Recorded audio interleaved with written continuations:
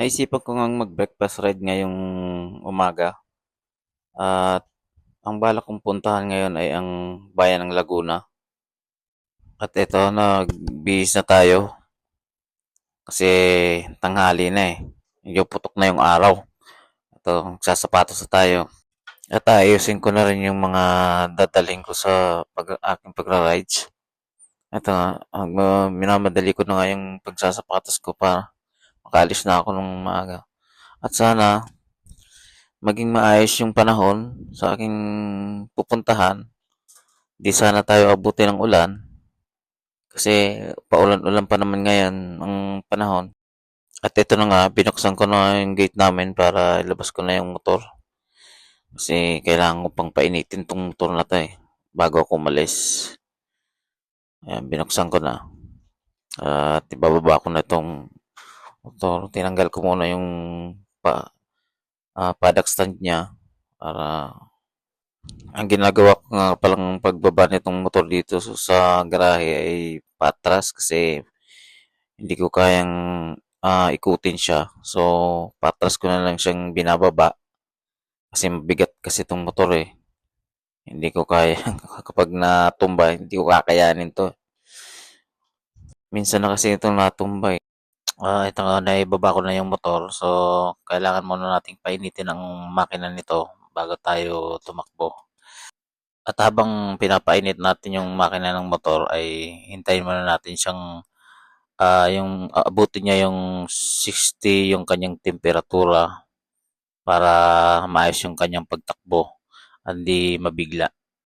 Kasi matagal-tagal na rin yung huli kong rides, naalala ko, February 7 pa yata yun. So, mahigit isang buwan yata itong hindi ko na itakbo. So, kailangan nating patakbuhin to ngayon.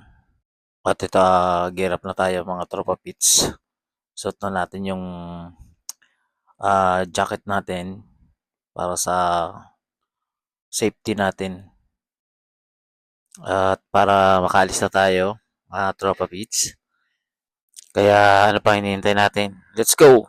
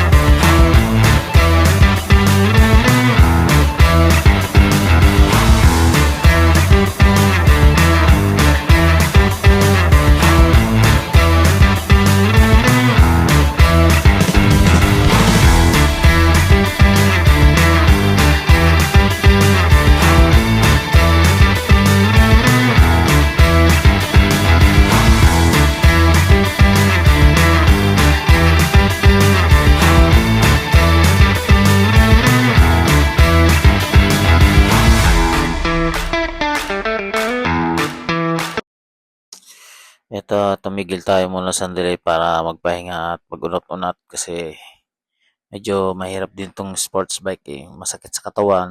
So, kailangan mo talagang magpahinga kahit papaano para ma-relax naman ng konti yung katawan natin. At nakakaramdam na rin ako ng gutom diyan, eh. So, kailangan ko na maghanap ng makakainan maya-maya. Habang tumatakbo, tingin-tingin muna ako sa kalsada kasi para makapaghanap na ng makakainan.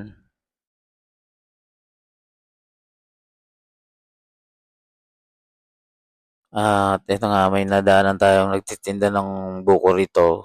So, ito na muna yung gagawin nating pamatid uhaw at gutom na nararamdaman natin sa habang naghahanap pa tayo ng makakainan. So, ito na muna yung pagtsatsagaan natin para maibsan yung uhaw at gutom natin. Napakainit kasi sa biyahe. Sobrang init. Pero kanina yung bandang Pila Laguna na ako eh parang umaambon eh. So akala ko tutuloy yung ulan. Ito nakakita na ako ng makakainan dito sa may gas station. So grabe na talaga yung gutom ko. So hindi na ako naghanap ng ibang makakainan. So ito na lang siopaw tsaka siomai rice na lang. Ito pagtsagaan natin to. Bubusog din naman tayo dito eh. Maya maya alis na rin tayo pagkakain. Busin lang natin to para makapagpatuloy na tayo sa ating biyahe. So, medyo late na nga pala itong kain ko. Mag-aalauna na yata ito eh. Paano mga tropa, hanggang dito na lang muna. Hanggang sa susunod na biyahe na lang natin. Magkita-kita ulit tayo. Maraming salamat.